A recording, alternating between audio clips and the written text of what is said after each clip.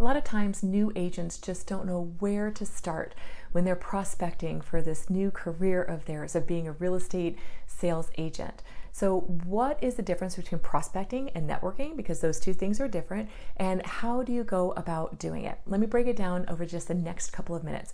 Prospecting is kind of like being a hunter, right? You're looking for a quick deal now. Who's ready to buy or sell with you right this instant? Because I need a closing in 30 days. I need a paycheck so I can pay my bills. They're not waiting on me to get a paycheck over here. So I need to have that closed transaction. And then networking is more like working in a field, right? Instead of hunting and it's a quick kill, it's you're toiling that soil, you're preparing the ground, you're planting your seed, you're watering it and nurturing it. And then you've got these really great fruits or crops coming up afterwards that will provide a lot of food over time for you. So I want to break that down real quickly. Prospecting is looking for somebody who's ready to buy or sell right now. So who might that be? I think a really great place to check out would be on the Nextdoor app. Keep an eye on some things that are going on in your local community or neighborhood. So you go to Nextdoor.com, and there's also an app on your phone if you don't already have it. You have to prove that you live in this neighborhood or community, and then you want to be really visible online and active there. You could do that by spotlighting a local business and saying, hey guys, I just checked out this new Italian restaurant that opened and I want to encourage you all to be there. Let's show neighborly love. They're right in our neighborhood. Let's go and support them. This is the favorite thing that I had ordered off of the menu. Tell me what your favorite thing is and try to get people to go there, maybe post some pictures inside, talk about how they have live entertainment on Friday nights or whatever the case is, right? Or you could be on the lookout for some things. If somebody says, hey, there's a coyote or there's thieves or there's, this new construction going on, comment on it and be thoughtful in your comments and maybe give some good advice to people if they're seeking it. There are some people that go there as a place of last resort. Guys, I need to rehome my dog. The landlord who I'm renting from is selling their home and I have less than 60 days to move out. There's some cries of desperation where maybe you're able to connect somebody to somebody that you already know, or you might be able to serve them well really quickly, helping them find their next rental home or the next home to purchase. So keep your eyes on that. Also, Facebook community groups. There are local community groups for your town. Be part of that. Be very active and seen there as well. And also put some thoughtful and important information out there. If you know of a new business that's getting ready to start or one that just opened, talk about it. Talk about, some needs for some neighbors. Hey, a neighbor down the street just experienced a kitchen fire. They need some things. They need some help. Does anybody know of an organization or have something that they can donate to help these nice people? And you look like the connector and that servant in that area that really has a servant's heart trying to serve the community well. So you could also put some quick and dirty posts on social media, like walk into a home that's just like completely outdated and get some footage of the kitchen and the bathrooms, or people are like, oh, that's terrible. And you could do one of these things, boop, and come back, and on the other side of it have a renovated home, right? And you could say, did you know that there are renovation loans that help you obtain a home and have the funds to update it? They didn't know that. Now you can say, hey, talk to me. Let's look at some of these homes. I'll introduce you to my lender partner. We can talk about getting into a home that you can customize, update, renovate, whatever that case is. At least it just gives you some notoriety, right? It shows you out there doing the hustle, giving people ideas and suggestions of what's possible. Maybe if you go and preview a house for somebody, you could be standing in the driveway and say, hey, I'm previewing this home for somebody who really wants to live on such and such part of town, and they're looking for a 4-bedroom. So come with me, let's check out this home and do a walkthrough and maybe get permission from the listing agent to do so, but put that on your social media. you're checking out a new home community, take some video footage of their amazing amenities. Maybe they have a resort style pool, a gym, a clubhouse where people can gather and do things together, community minded. Maybe there's just something really special about the homes that they have there. Maybe they're like multi-generational and there's not a lot of those. So go and talk about those things that people would be interested in hearing about.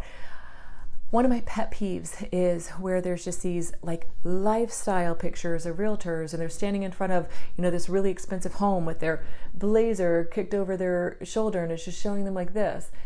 There's not a call to action, and I'm a little bit confused about what the messaging is. Is look at how successful I am in front of this great home. It makes me think of those like kind of skeezy shows on Netflix about like all I have to have is a real estate license and a pair of Pradas and I can make $1 million a year. So think about how your messaging looks and make it about the person who's consuming information from you and not about you. So when you are networking, so we'll shift over to networking, I would encourage you to be on the lookout for people who could refer you their clients. So it's going to be financial advisors, pretty much any kind of person that's practicing law, any kind of attorney. CPAs or accountants are great people. Bookkeepers work with small business owners, and a lot of times they get turned down from their bank trying to get a loan. Well, you've got additional resources, don't you? You work with lenders and brokers and all different kinds of people that have solutions where maybe their bank said no. You can introduce them to somebody who could say yes, and here's exactly how we'll do it. You can also be on the lookout for people to nurture relationships with. Maybe you meet somebody at a networking group and they're a small business owner and they said, things got a little tough when I lost my job 2 years ago, so we sold our home. We're living in a rental, but we don't want to rent for long. And my business is doing really well, so I think we might be thinking about buying our next home in the next year. Stay in conversation with them. I know you want to have a closing right now, but we also want to have a closing in a year. So stay in conversation with them, invite them to do things with you. So things that you can do to really make you look community minded and build your network, you can go volunteer places. There's a lot of food banks that need like lots of people to show up. So what if you jumped on social media and said, hey guys, in 2 Saturdays from right now, from 9 to noon, I'm going to Second Harvest Food Bank and I'm going to be serving in the place where we're going to be, sorting through all the foods and putting them in bags for families who need some help.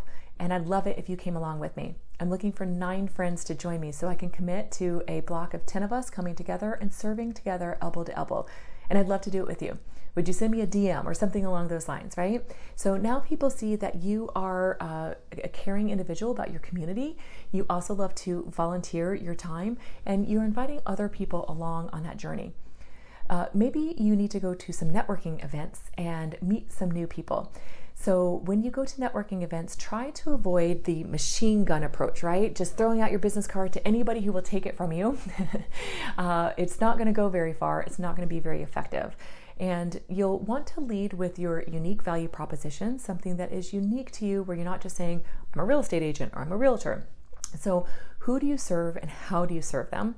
That's your unique value proposition. I've got a video on the YouTube channel on that you can check out to dive deeper into that. And you also want to start off with Ford or Frog. I know it's a funny acronym, but it's where you get people talking about themselves so you can get to know them, but you're also uncovering opportunities. Who do they know and what are their needs? Maybe it's not going to be an instant, I can help you sell or buy right now, but maybe they need to be introduced to somebody and you can be that connector and they'll appreciate you for it. So Ford, family, occupation, recreation, and dreams, and Frog is just about the same thing. Family, recreation, occupation, or goals. So you could say, hey, tell me about you and your family. Tell me what you guys like to do when you're not working. Tell me what you do for a living.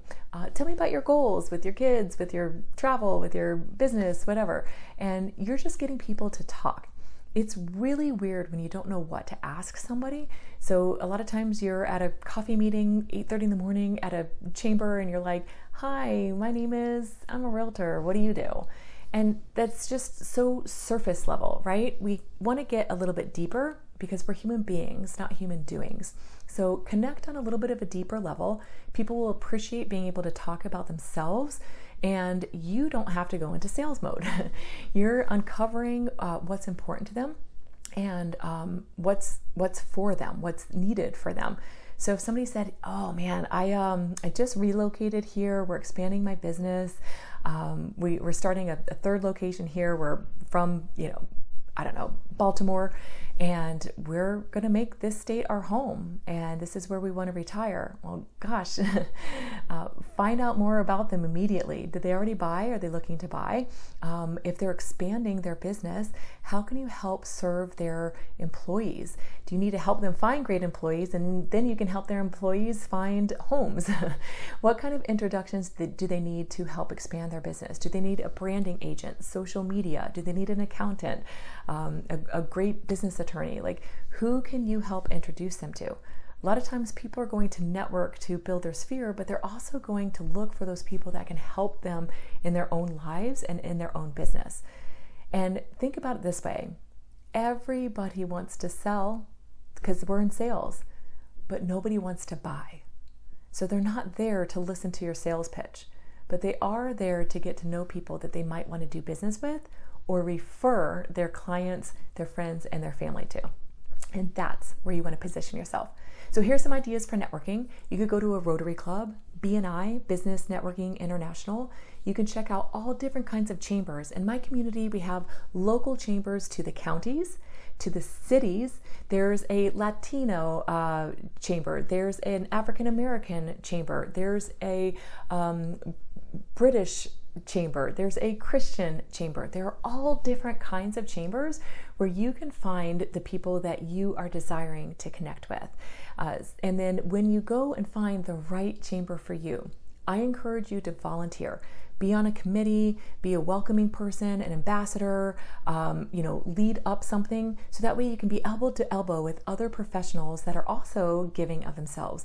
And you get to know those people, and you also get to be that warm voice on the other side. If somebody's a new member, you can call them and welcome them in.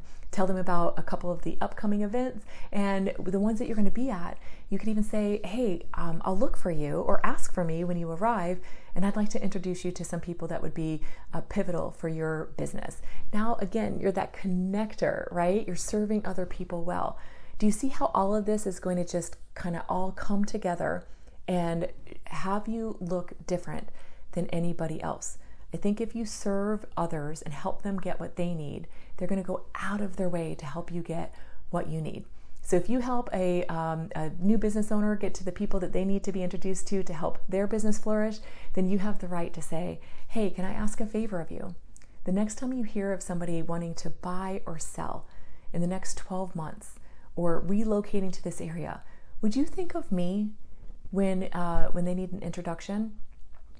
If you see somebody in transition, their family is expanding or contrasting, they are relocating or something major has changed in their life, there's a really good chance that they might need a change of home.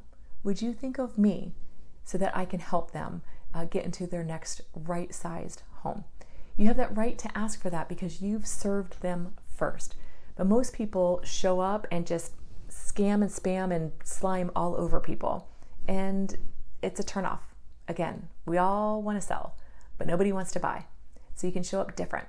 So now we know about prospecting, and now we have a better idea on networking.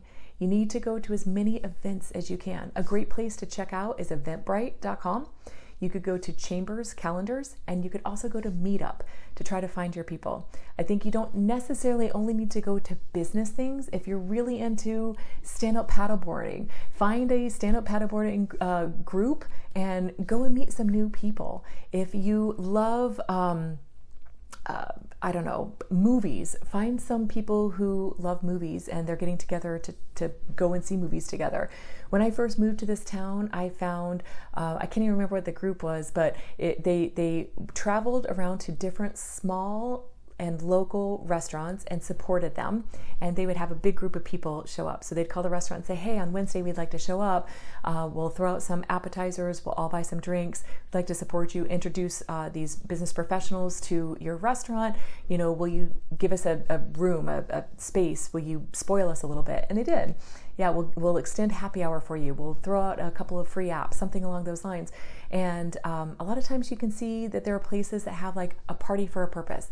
Hey, I'm just simply inviting professionals together, and we'll have a glass of wine together or a cup of coffee, and let's get to know this local nonprofit that's doing a lot of great things in our community. And maybe there's an opportunity for you to serve them with your time, talent, or treasures. So there's just all different ways to be seen, to be a connector, to bring value to other people that will start to build really great relationships. Really great relationships don't happen overnight. If you're married or have ever been married, if you got asked to marry that first night, you probably would have said, slow your roll. Same thing with business partnerships and introductions. A lot of times we need some time built in to build that trust, that likability, to see that, hey, you're bringing value to me, so I'd like to return the favor and bring value to you. Sometimes things take a little bit of time. So nurture those relationships, keep watering those plants, and you will find fruit and crops for years to come.